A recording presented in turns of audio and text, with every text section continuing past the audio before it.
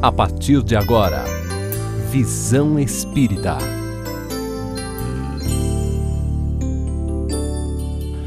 Olá, amigos! Estamos mais uma vez entrando em seu lar. A paz de Jesus esteja com todos. E estamos iniciando o nosso programa Visão Espírita, e do qual já agradecemos a sua atenção e a sua audiência.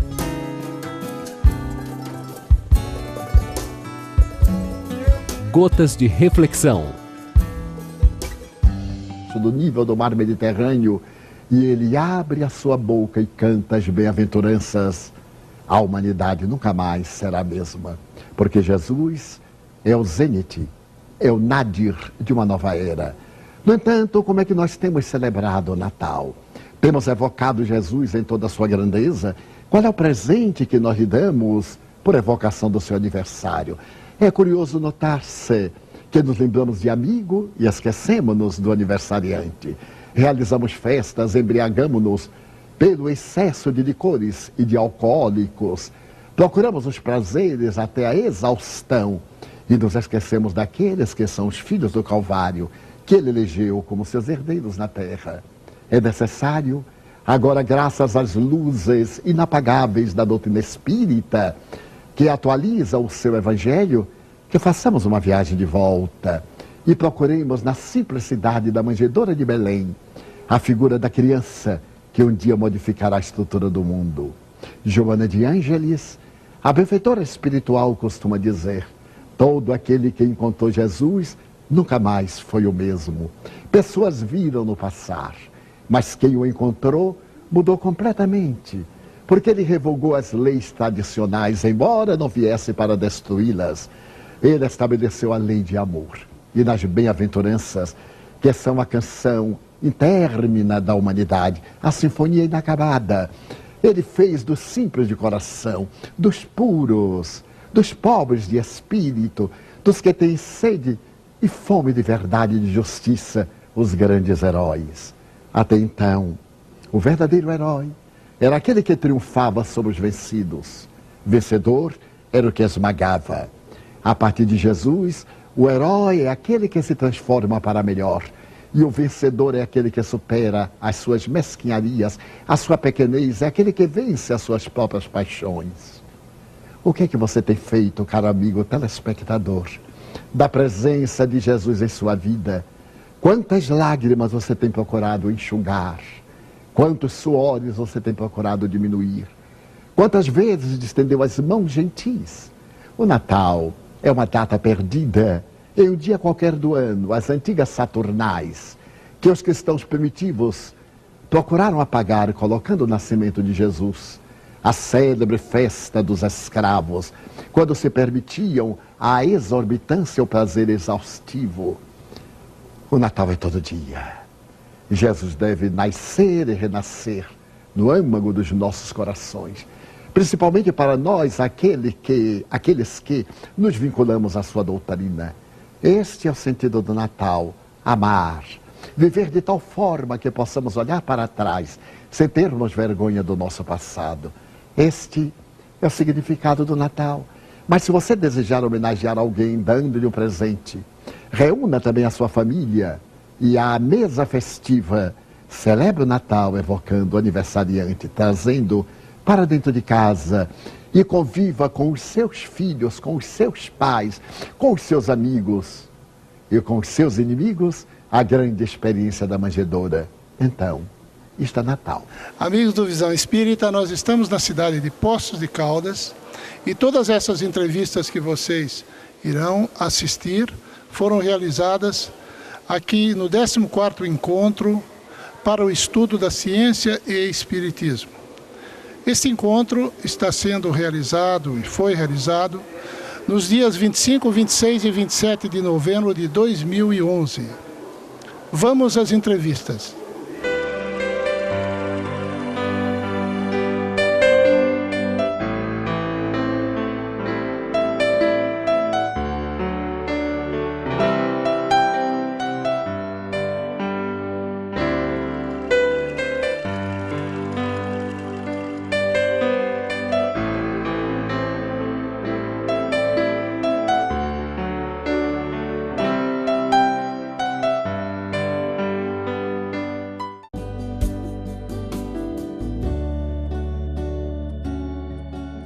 Entrevista.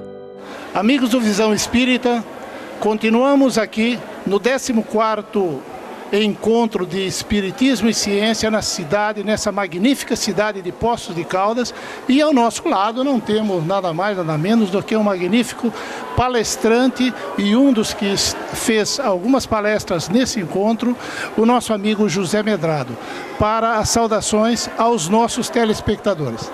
É um prazer, Nelson, é um prazer estar falando para a Visão Espírita. E vem cá, a mulher gravando, o marido entrevistando, tem dado certo essa química? Agora eu... Há 25 anos, há 25 anos. Então pronto, já saiu daquele estágio probatório. Já... Legal, parabéns. Este é o Medrado, é alegria em pessoa. E por falar em alegria, felicidade está muito ligada com alegria. Você fala muito de felicidade. O que é felicidade? É aquilo que eu disse, Nelson, eu acho que a felicidade é um conceito muito pessoal, porque vem ao encontro daquilo que geralmente lhe falta. Então, você vai se dizer feliz conquistando a meta que você estabeleceu de conquista. Então, por isso que não existe um conceito. Eu penso que não existe algo que determine felicidade é você estar assim ou felicidade é você conquistar isto. Então, vai ser muito associado aos anseios de cada um. É assim que eu vejo a felicidade. Muito bem. Inclusive, em função disso, nas suas palestras, você cria um clima de alegria. Você pede, de certa forma, para as pessoas se tocarem, se abraçarem. Fala sobre isso. Você sabe, Nelson, existe quem assistiu O Nome da Rosa, de Humberto Eco, leu o livro é melhor do que o filme. Vê que se estigmatizou dentro das religiões uma ideia de que o sério tem que ser taciturno, mal-humorado. Porque a alegria, e antigamente era visto assim, a alegria era uma manifestação demoníaca, não é? Então nós temos que acabar com isto. O sério também é alegre, é divertido. Então nós não conseguimos, eu pelo menos não entendo assim, uma felicidade, você mal-humorado, você pesado, mesmo com as lutas diárias. Então é por isso, eu sempre digo o seguinte... As minhas palestras não é para ensinar espiritismo, porque espiritismo todo mundo sabe, as pessoas sabem, eu vou fazendo assim as pinceladas dos conceitos espíritas, mas é para propor, ensinar seria presunção, mas propor às pessoas serem mais leves, mais soltas, como você falou, aprenderem a se tocar com fraternidade, com alegria. Eu penso que isto, olha... Cientificamente está comprovado, Nelson. A alegria dispara endorfina, são hormônios do prazer, a dopamina. Então, quer dizer, você quando está alegre, você está inundando o seu corpo de saúde. Então, faz bem de todas as formas. Mas a nossa vida é tão complicada. Né? É um corre-corre de todos os lados, dificuldade às vezes financeira, dificuldades familiares. Você não está pregando no deserto? Não, porque nesse momento, como por exemplo no encerramento, aí a gente cantou, a gente se abraçou, aquele instante já foi um instante que gerou essa satisfação hormonal, já gerou talvez em uma, duas pessoas, vamos dizer assim, uma busca, vai ser, poxa, é mesmo, eu posso ser feliz apesar dos meus problemas, porque olha gente, é um princípio até budista, não é nem espírita, problemas todos nós temos. Sofrimento é opcional. Mas como o sofrimento é opcional? Eu não faço a opção de sofrer. Você faz a opção de não reagir ao sofrimento quando ele se estabelece. Então você faz a opção sim. Agora é aquilo. O ser alegre não significa ser alienado, não significa que não está aí de frente com todos os problemas da vida, com todas as dificuldades da vida. Não. Mas é compreendendo. Aí entra o princípio espírita do merecimento. Poxa, olha essa... Se isso está me chegando é porque realmente eu preciso estar passando por isso, mas não quer dizer que por conta disso eu vou me jogar numa cama, vou ficar sentado numa cadeira, não. Eu vou passar da melhor maneira possível. Você falou também aqui no congresso, no nosso encontro de ciência e espiritismo, você falou de perdão. O que o perdão teria a ver com tudo isso que você acabou de falar agora? Olha, eu penso que antes de a gente passar assim, para o perdão do outro, temos que nos auto-perdoarmos, não é? Eu acho que passa por você começar, porque a gente fica preso, olha. A gente faz uma coisa equivocada lá atrás, a gente fica preso àquilo, joga uma âncora naquele lugar e fica... Poxa, ninguém erra porque quer errar, a não ser os sociopatas, os psicopatas. Ninguém diz assim, hoje eu vou errar, hoje eu vou fazer uma miséria, hoje eu vou fazer o mal. Poxa, só se for um sociopata ou psicopata. Então, poxa, errou, tá bom. Faça a proposta de não errar mais. Faça a proposta de você crescer, de você sair dessa situação. E isto é encontrar a humanidade. Eu fico muito preocupado, Nelson, dentro assim da pregação espírita. O espírita gosta muito, digamos assim, de saber o passado, quem foi, que deixou de ser, como vai ser o futuro depois da morte, se vai para nosso lar, para onde vai, e se esquece do atual, que o nome já traduz o que é, presente. Então esquece de viver o presente. Então, quando nós entendermos que o presente é que vai moldar o nosso futuro, porque ele já está sendo consequência do nosso passado, então nós vamos procurar viver esse presente da melhor forma possível. Aí é claro, aí vamos nos auto-perdoarmos, vamos perdoar. Gente, e perdoar o outro não quer dizer, eu vou esquecer definitivamente. Não, sabe? A gente precisa ter a pregação mais realística. É você se desprender, você não está carregando aquela pessoa, aquele fato na sua mente. Você carrega, você vai dormir, você vai almoçar, você vai para todo lugar com aquilo ali. Então não, perdoar é você tirar esse peso, sabe? Não quer dizer esquecer. A cicatriz ficou.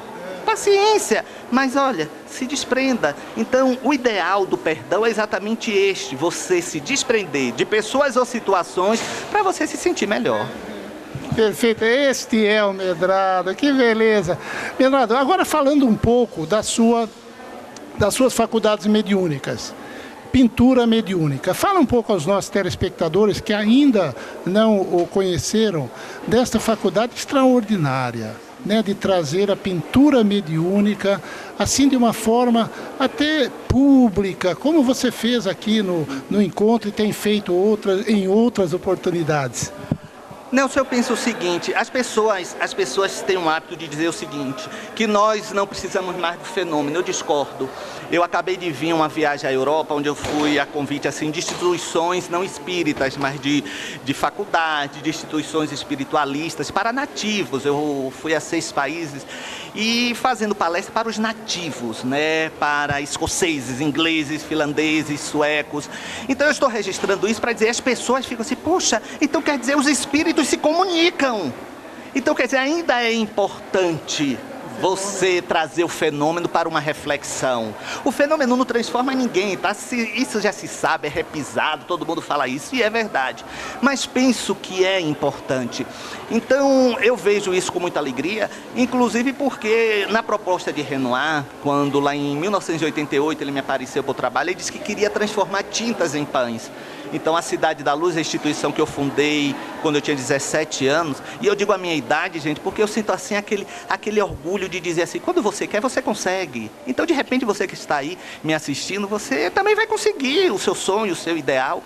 Então, foi para manter o orfanato, as nossas obras sociais. Então, poxa, traz o belo e ainda com repercussão na ajuda, na caridade. Eu penso que vivenciar... O professor Herculano Pires dizia uma coisa com muita propriedade. Ele dizia, querem fazer espiritismo sem espírito. Não é? Poxa, e nós vivemos dizendo a doutrina dos espíritos. E queremos tirá-lo da doutrina? Não, temos que fazer em parceria. Olha, que legal, né? Que legal. Agora, o Medrado, interessante. Jesus nos ensinou o amor, nos ensinou a amar. Kardec nos ensinou a pensar. O que você diz disso? Olha, você sabe, e você me deu uma deixa, Nelson, agora para dizer o seguinte. Jesus nos ensinou a amar com alegria. Você sabe, quando ele estava preparado para a missão dele, qual foi o primeiro lugar que ele foi? O dito, entre aspas, milagre, mas o milagre não no sentido sobrenatural que não existe, mas no sentido de admirável. Jesus poderia ir para Siloé, para Courá, ali à margem do Siloé. Ele poderia ir para o Jabutabô. Ele foi uma festa de casamento, Nelson. Ele foi... Vocês já assistiram a festa de casamento judia. Essa festa são 5 dias. E é muita música, é muita alegria. E foi para lá que Jesus foi. O primeiro, entre aspas, milagre foi a transformação de água em vinho. Para quê? Para que a festa não acabasse. Então, foi um amor com alegria. Então, quer dizer, é como se ele dissesse, agora vamos para o mundo, não é? Então, claro que a proposta dele é aquela proposta de amar o próximo como a si mesmo. Nós não conseguimos ainda nos amar. Nós não nos amamos ainda, Nelson. Nós não nos amamos ainda, sabe? No momento que nós fazemos coisas que vão repercutir contra nós mesmos. Então isso não é amor. Então é o ideal. Eu sempre digo o seguinte, Nelson, as pessoas se angustiam muito. Mas eu não consigo ainda fazer aquilo que Jesus disse. Eu falei assim, mas olhe, Jesus propôs o ideal, vá no seu possível. Então no momento que você vai no seu possível a cada dia, daqui um dia, e isso foi André Luiz que falou, que a disciplina antecede a espontaneidade. Você se disciplina a fazer, daqui a pouco você está fazendo espontaneamente. Então, aí entra Allan Kardec com um bom senso, com a razão que você falou, não é? É você racionalizar. Eu ainda não posso amar como Jesus amou, mas eu vou amar dentro do meu jeito, dentro das minhas possibilidades. Aí então é o casamento do amor, razão. Não posso ser ainda como Jesus foi, mas você a minha maneira, porque a razão me diz que eu posso. Que legal, né? Que legal. E o Medrado, infelizmente nós chegamos ao nosso tempo da entrevista, mas com todo o tempo para a sua mensagem, não precisa dizer que é de alegria, né? A sua mensagem para os nossos telespectadores. Olha, Nelson, eu vou lembrar Gonzaguinha, quando ele dizia viver e não ter a vergonha de ser feliz, cantar e cantar a beleza de ser um eterno aprendiz. Eu sei que a vida devia ser bem melhor, e será, mas isso não impede que eu repita, é bonita e é bonita mesmo, Nelson. Muito obrigado, um abraço, beijo, Suzana, e até a próxima. Tchau, tchau. Aos nossos telespectadores, até a próxima.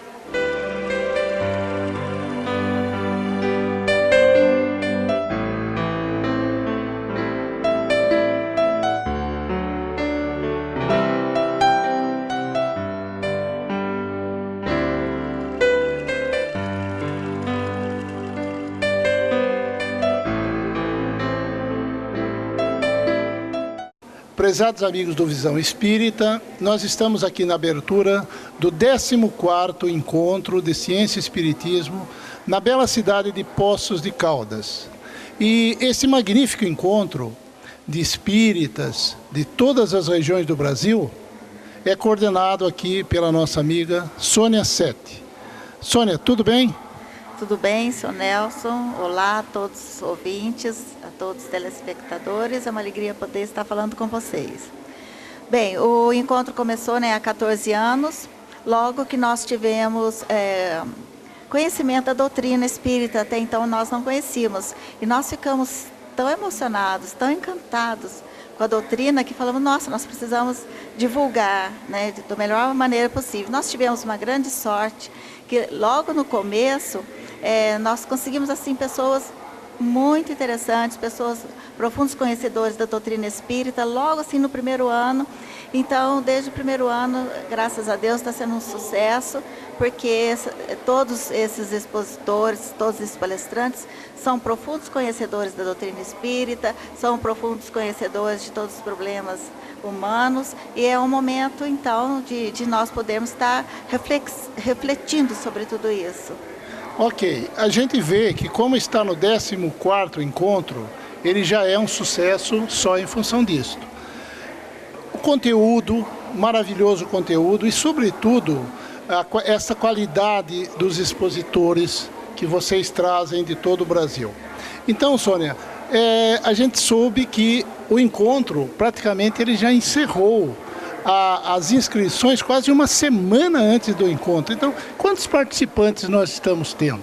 Bom, nós estamos com 1.500 participantes. É porque esse espaço da URCA que nós estamos realizando, ele é um espaço menor, e porque onde normalmente é realizado, que é no Palace Cassino, é um ambiente muito mais amplo, muito mais apropriado. E o ano que vem, se Deus quiser, nós vamos estar lá, aí conseguimos assim 2.500 pessoas, num ambiente bem mais apropriado. Muito bem. E qual a entidade que organiza esse encontro? Você como coordenadora, mas tem uma entidade que é a responsável. Qual é? Fala sobre ela rapidamente. Sim, é a Sociedade de Estudos Espíritas Allan Kardec, que tem a mesma idade do encontro, 14 anos. Então, nós, logo no começo, nós abrimos a entidade em janeiro. Quando foi em setembro, então, nós já realizamos o primeiro encontro. Então, praticamente, a história da SEAC é a mesma história do encontro. Que maravilha. E, Sônia, para encerrarmos essa rápida entrevista, quais os resultados esperados deste magnífico encontro? Bem, nós pretendemos, né, que haja assim, uma grande confraternização entre espíritas de todos os lugares do Brasil. Muitas vezes vem espíritas do exterior também. É o momento de todos estarem passando assim, experiências, né?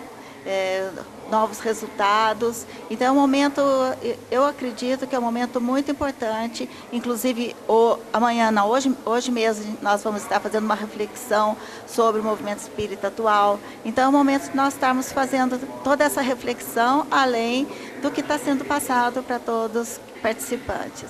E aos nossos amigos do Visão Espírita, aqueles que nos assistem pela televisão aqui no Vale do Paraíba, nos nossos próximos programas vocês estarão assistindo várias entrevistas que nós estamos fazendo com oradores e palestrantes de renome nacional, e aguardem, vocês vão ver. Sônia, para as suas despedidas e a gente continuar curtindo esse maravilhoso encontro. Nós, mais uma vez, queria agradecer a vocês todos, ao Visão Espírita, e esperamos que nos próximos vocês estejam conosco novamente. Sem dúvida, estaremos sim. Aos telespectadores, até a próxima. Você está assistindo o programa Visão Espírita, a revista eletrônica do Espiritismo.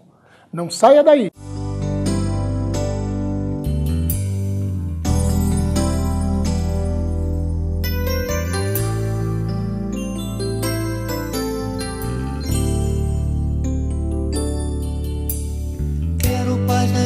Vida, quero luz no meu caminho, quero te ver,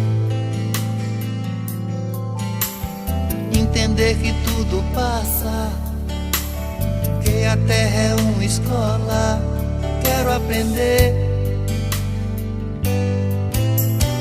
O amor é a estrada que devemos caminhar. Quem tiver vontade firme tem felicidade. Vem viver a emoção, dê a mão, vamos seguir. Quem quiser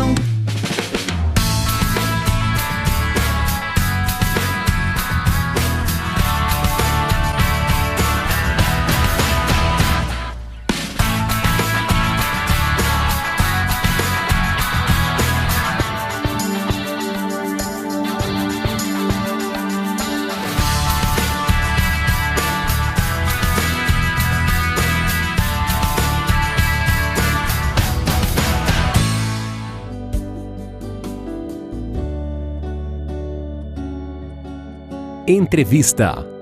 Amigos do programa Visão Espírita, continuando as nossas entrevistas aqui no 14º Encontro de Ciência e Espiritismo nesta magnífica cidade de Poços de Caldas, trazemos aqui para nos brindar aos nossos telespectadores, o nosso irmão e amigo de Pernambuco, o professor José Spencer Filho, psicólogo e professor da Universidade de Pernambuco, que vai nos falar coisas muito interessantes, abordando a nossa doutrina e o movimento espírita. Spencer, as suas saudações aos nossos telespectadores.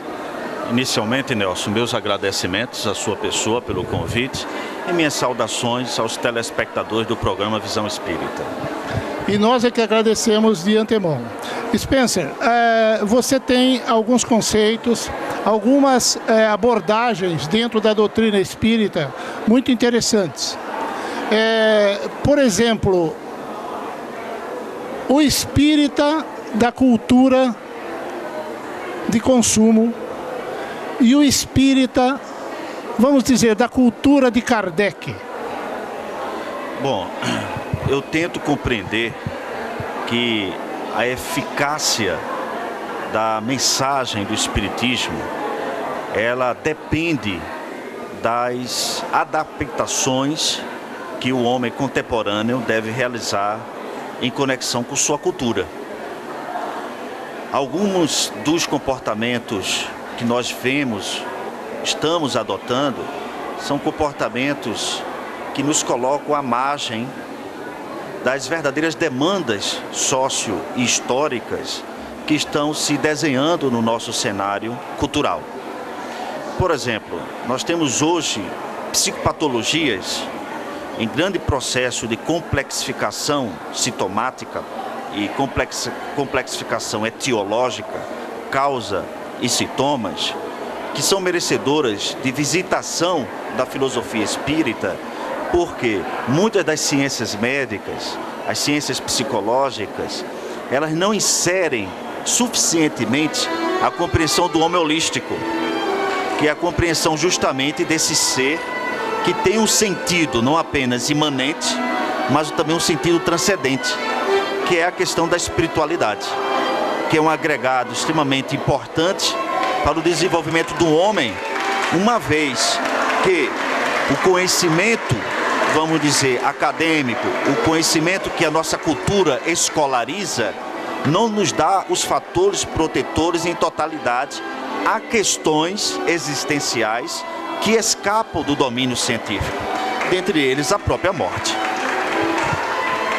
Então eu penso que essas adequações, elas são necessárias. Então nós precisamos abandonar um pouco a necessidade divulgacional dos postulados espíritas na sua estrutura esquelética, teórica, metodológica, e deixar isso mais para grupos específicos e levarmos sim o saber espírita numa escuta mais selecionada dessas novas demandas sociais.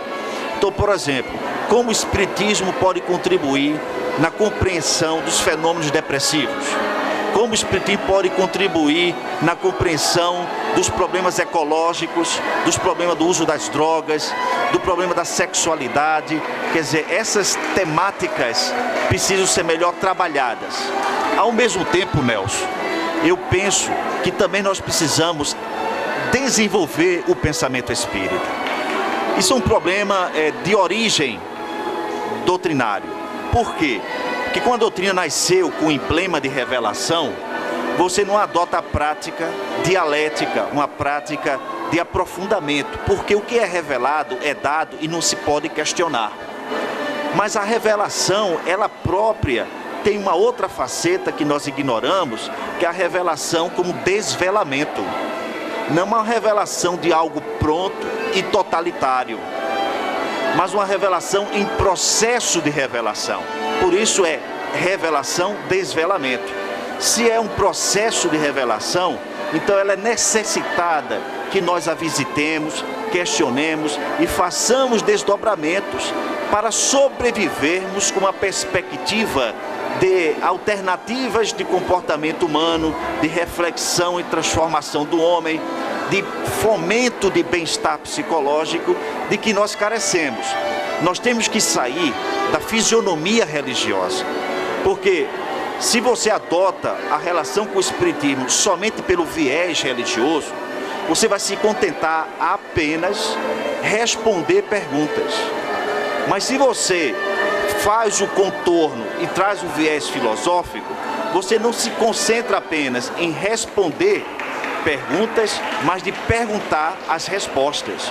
Esse movimento dialético é extremamente importante e saudável para que o pensamento floresça e se atualize com as demandas que vão se formando no espírito e na natureza humana. E dentro desta linha, Spencer, você acha que está faltando mais estudo aos espíritas? Não apenas estudos, em termos de visitações às bases epistemológicas, da própria metodologia que ela é praticada nas casas espíritas, que são métodos eficazes, mas não suficientes. e que nós temos receios de fazer alterações metodológicas, mudar padrões de comportamento mediúnico, de intervenção mediúnica, por conta de estarmos sempre submissos aos modelos determinados pela doutrina. Os modelos foram criados à luz daquele tempo. O nosso tempo hoje está enriquecido por outras apresentações da própria comunicação, enriquecido por outras apresentações das problemáticas humanas, das aspirações humanas. Então temos que ter uma revisão metodológica. Para você ter uma revisão metodológica, você tem que ter também a ousadia e prudência, a ponderação de fazer revisões na base teórica. Não quer dizer mudar a codificação, significa fazer desdobramentos da codificação. Se pode perguntar, mas Spencer, nós já fizemos isso, os livros de Chico Xavier e tantos outros fazem esse desdobramento. Faz os desdobramentos confirmando as bases teóricas. Mas temos que pensar que também desdobramentos nem sempre são confirmatórios. Eles podem também ser dialetizantes, questionar e propor outras formas. Temos que sempre estar reinventando modelos para apropriá-los a essa mutabilidade que é um elemento próprio da nossa natureza. Algum exemplo? Eu diria as próprias práticas mediúnicas, mas sobretudo também o formato das palestras espíritas, que são muito centradas nos temas doutrinários, de fazer essa articulação com outros saberes. Nós não precisamos ter esse receio de pureza doutrinária. Não existe pureza teórica. Em nenhuma teoria se pode aventar a condição de pureza, porque todas as teorias foram formadas por fundamentos teóricos anteriores. O Espiritismo é uma miscelânea teórica. Ela é enriquecida por verticalidades da cultura oriental, pelo saber filosófico grego, pelas culturas alternativas do seu tempo, em termos de perspectiva de espiritualidade. Então nós temos que ter, sim, uma reforma, vamos dizer, mais ousada nos implementos divulgacionais, no trabalhar o pensamento espírita e nos, digamos, sobretudo, Nelson, nos despreocupar em entender de espiritizar a sociedade. Nós temos que levar o espiritismo como uma perspectiva a mais. Se a gente leva como uma verdade revelada, absoluta, como algo que nós fomos brindados pelo transcendente, estamos incorrendo no mesmo erro dos nossos antepassados religiosos, que também criam que suas mensagens religiosas eram de supremacia do saber religioso.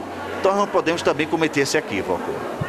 O Spencer, e dentro desta linha, o Espiritismo não é a religião do futuro, mas sim o futuro das religiões? Perfeito. Se nós deixarmos de apenas sermos religião. Porque o futuro das religiões significa uma abertura epistemológica, a tendência da humanidade são as convergências e não o fechamento. Se nós não articulamos essa célula com o ambiente teórico que está se enriquecendo com outros nutrientes, nós nos asfixiaremos na nossa vaidade intelectual, que é de impor ideias e não de compartilhar ideias. E ainda dentro desta linha, nós poderíamos dizer que a ciência ela está contribuindo com o Espiritismo, ou o Espiritismo está contribuindo com a ciência, mas numa visão muito mais ampla? Primeiramente, eu penso que o Espiritismo pode contribuir com a ciência nesse desfalque que a ciência tem da compreensão do homem em uma mais expressiva totalidade. Quando a gente fala de bem-estar psicológico, a gente deve inserir também aqueles conteúdos que lidam com aquilo que escapa do domínio metodológico científico, como eu citei o caso da morte. A ciência não dá conta de como você pode se relacionar com a morte, porque a perspectiva da ciência é finitude de vida. Isso o Espiritismo pode contribuir, mas o Espiritismo precisa entender também que nós não podemos usar a mesma linguagem que a ciência usa, porque o Espiritismo não é uma ciência no meu entendimento, é uma perspectiva científica. Portanto, se fosse uma ciência, nós teríamos que ter os mesmos objetos delineados que a ciência tem, teríamos que ter os mesmos métodos de precisão e de comprovação científica, e nós não temos por uma razão simples, que o nosso principal objeto de estudo, que é o espírito, não é delineável. Se não é delineável, nós não podemos dizer que somos uma ciência, porque aí a gente vai confundir com a ciência propriamente dita. O que nós somos é uma filosofia com perspectiva científica. E aí eu acho que nesse lugar, nos pondo num devido lugar de articulação, nós prestaremos um serviço melhor às ciências, à sociedade, como a ciência prestará a nós grandes serviços, caso nós estejamos abertos também em assimilar suas contribuições, que vêm sendo comprovadas no seu sentido até de chocar com alguns postulados nossos, como por exemplo a astronomia atual.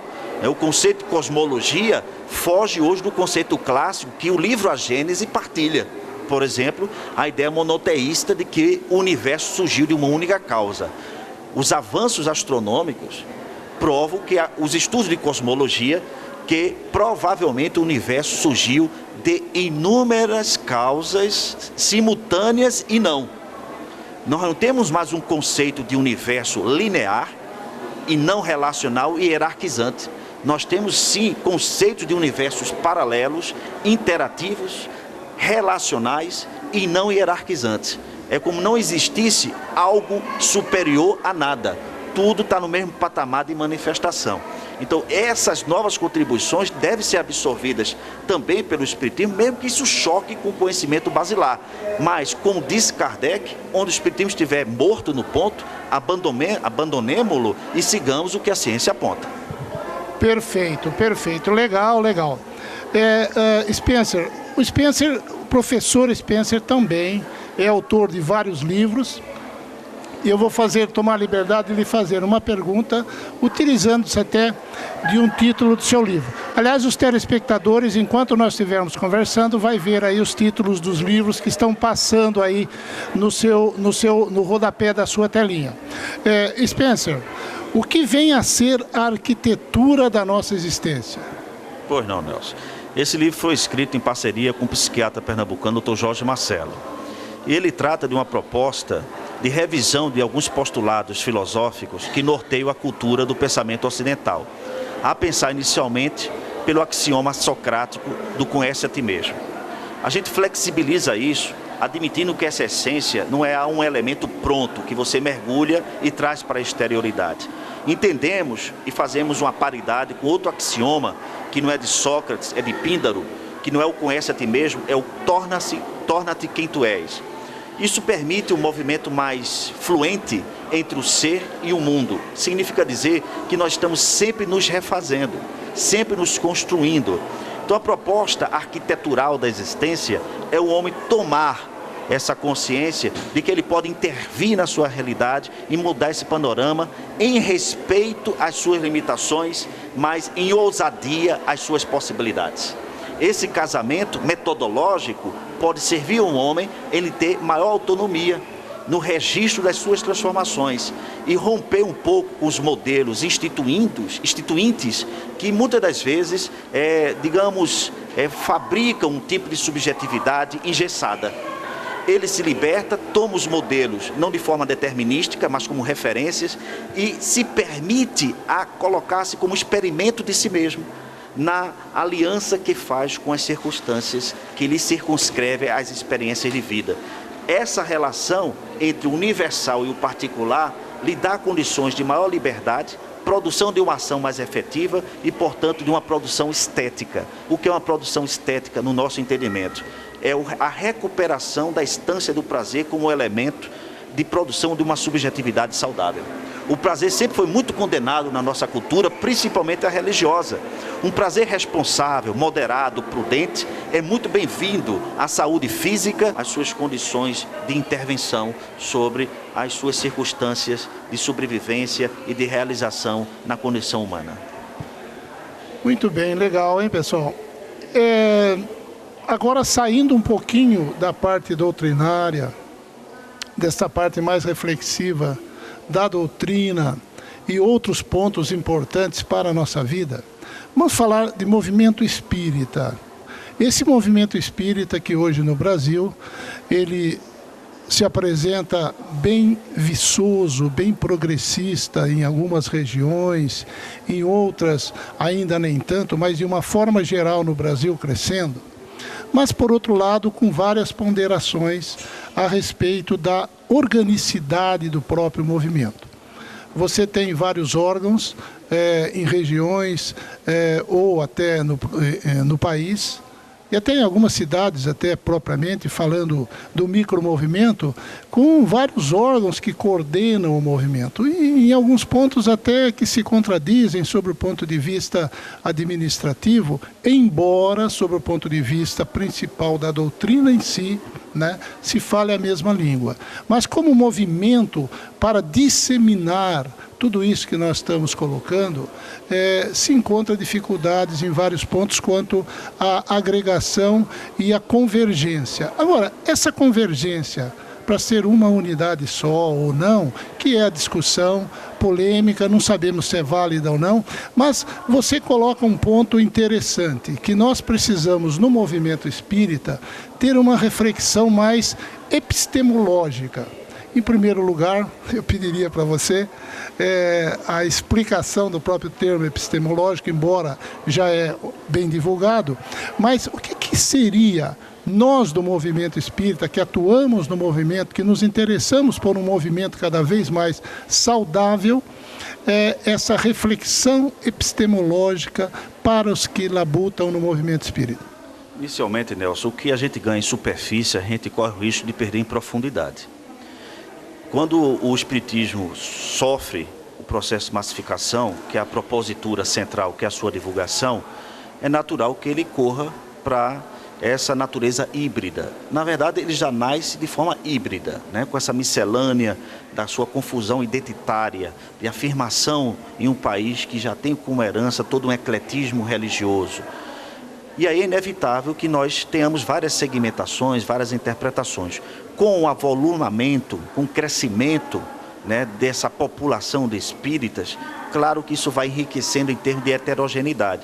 É impossível, no meu modo de pensar, de termos uma organicidade única. Isso é uma utopia inalcançável. Pelo fato de que até correríamos um risco de, digamos, de asfixiar um processo que é natural, que é a ramificação que corre por a questão das idiosincrasias, das heranças particulares de cada região, de cada pessoa, de cada cultura. Então, eu penso que tentar organizar de forma única, homogênea, linear, é um desgaste. Eu acho que nós temos que correr para outras alternativas. A questão epistemológica significa filosofia do conhecimento. São as estruturas teóricas da doutrina. Eu entendo que nós não temos debates em relação a isto, nós temos um receio de discutir doutrina. Nós temos, sim, a intenção de divulgar a doutrina, como que ela já fosse algo que já está em si pronta, acabada. Eu tenho necessidade que esses espaços sejam abertos. Eu penso que um saber verdadeiro sobrevive quando ele é submetido às visitações periódicas, quando ele é subordinado, inclusive, a visitações periódicas da própria crítica do seu tempo. E eu acho que foi isso que Kardec nos ensinou, porque ele foi um homem que fez o confronto com o seu tempo. Foi um homem que examinou as várias literaturas religiosas e emprestou seu saber, mesmo sob a inspiração da espiritualidade superior, mas, sobretudo, como autor intelectual principal, de fazer esses enfrentamentos públicos. Então, o que a gente precisa ter é de debate público, discutindo entre nós, discutindo com a sociedade. Eu penso que nós devemos ter mais debate entre nós encarnados do que sessões mediúnicas. Eu acho que seria mais profícuo para o crescimento e o desenvolvimento do pensamento espírita e a sua renovação. Não temos que temer renovações, porque as renovações são necessárias e é o que mantém uma ideia iluminada e prestativa à cultura do seu tempo. É quando ela é submetida a essas visitações e atualizada. Muito bem. Pessoal, nós estamos encerrando pelo nosso tempo. Gostaríamos de ficar mais mesmo, porque o Spencer tem uma série de coisas interessantíssimas nesta linha mais de, vamos dizer, vanguarda, deste avanço que a discussão, né, o debate dentro da doutrina precisaria ter. Então, Spencer, eu gostaria, para encerrar, a sua mensagem final aos nossos telespectadores, dentro exatamente dessas suas ideias, o que você gostaria hoje, meus irmãos espíritas, para vocês eu gostaria realmente, atentem para estes pontos prioritários. Eu penso o Espiritismo e sonho ainda como uma universidade do saber de homens livres para pensar, pensadores livres. Nós não temos uma escola espírita de produção de pensadores livres. Nós temos uma escola de divulgadores, prisioneiros de ideias estabelecidas, que se sentem amedrontados de fazer pequenos confrontos que serviriam à oxigenação do pensamento espírita. Eu espero que isso aconteça, que nós tenhamos essa abertura e entender o Espiritismo como uma escola de produção de pensadores livres e não temamos que a nossa doutrina se desmanche ao contato com outras perspectivas teóricas, porque tudo que é sólido se desmancha no ar. E o Espiritismo veio somar e não concentrar e centralizar ideias operantes a respeito de religiosidade no mundo. Nós agradecemos muito a sua presença e aos nossos amigos telespectadores. Até a próxima. Momento de arte.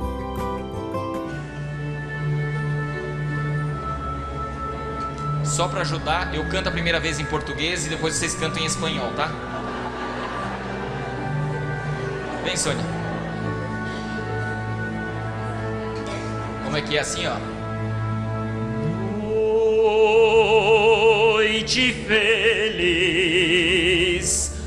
noite feliz, oh Senhor, luz e amor, pobrezinho nasceu em Belém, eis na lapa Jesus, nosso bem. Dorme em paz, ó Jesus. Dorme em paz, ó Jesus.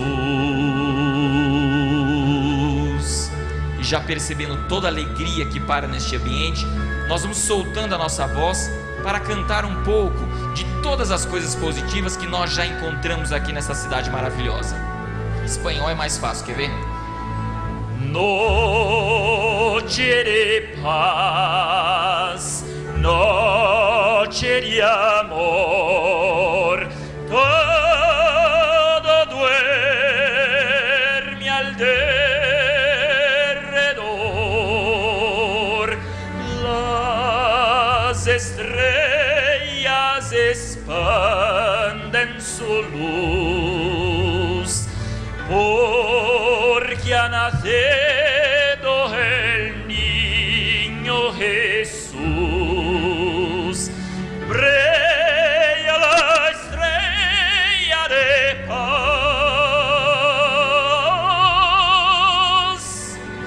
porque ha nacido Jesús.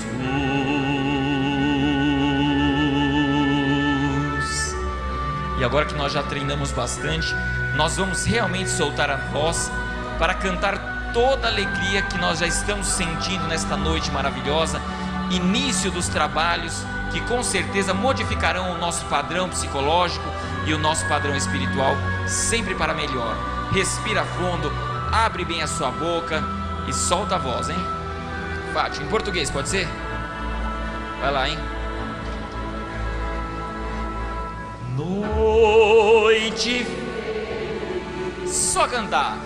Noite feliz, eis que no ar vem cantar aos pastores os anjos dos céus.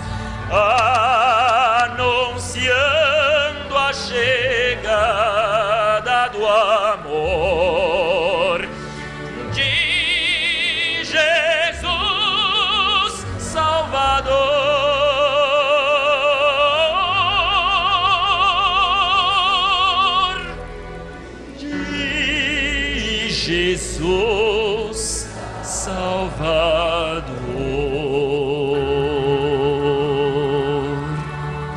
E ainda nós vamos encerrando a canção, expressando a importância do Mestre Jesus como referência moral para o nosso crescimento espiritual. Canta assim, ó.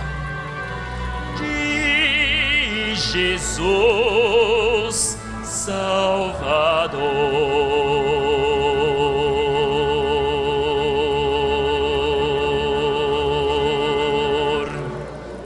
Grazie. Corrente de energização da água.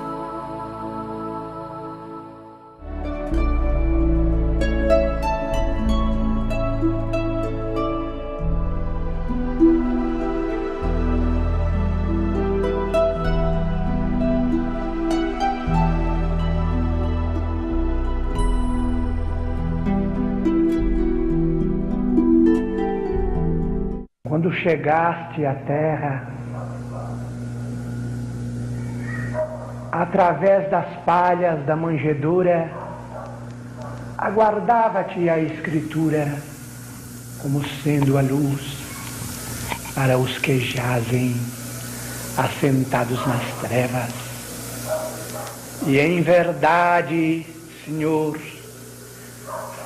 as sombras dominavam o mundo inteiro, sombras no trabalho em forma de escravidão, sombras na justiça em forma de crueldade, sombras no templo em forma de fanatismo, sombras na governança em forma de tirania, sombras na mente do povo em forma de ignorância e de miséria. Entanto, ao clarão de tua infinita bondade, quebraram-se as algemas da escravidão, transformou-se a crueldade em apreciáveis direitos humanos, transmudou-se o fanatismo em fé raciocinada,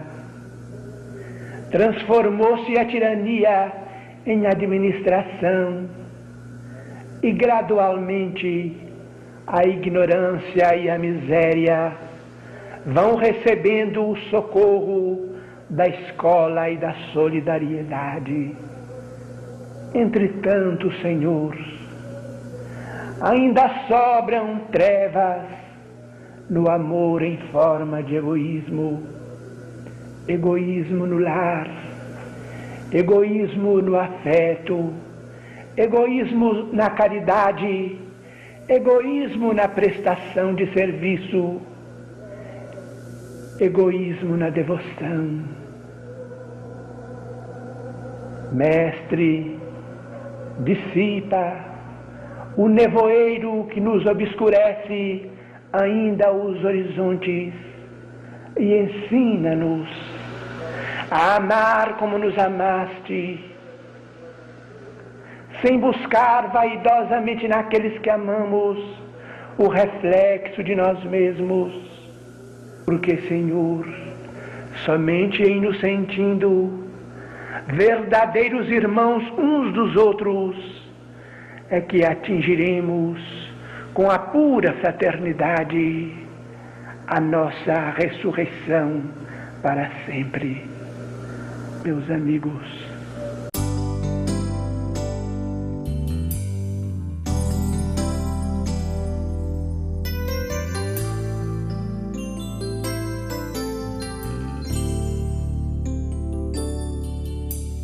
quero paz na minha vida, quero luz no meu caminho, quero te ver, entender que tudo passa, que a terra é uma escola, quero aprender. O amor é a estrada que devemos caminhar. Quem tiver vontade firme tem felicidade. Vem viver a emoção, dê a mão, vamos seguir. Quem quiser um tempo tempo novo, tem que ter bondade. Eu quero amor, eu quero amor, eu vou te amar, eu vou te amar. Fazendo assim a nossa vida vai mudar. Eu quero amor, eu quero amor, eu vou te amar, eu vou te amar. Fazendo assim a nossa vida vai mudar.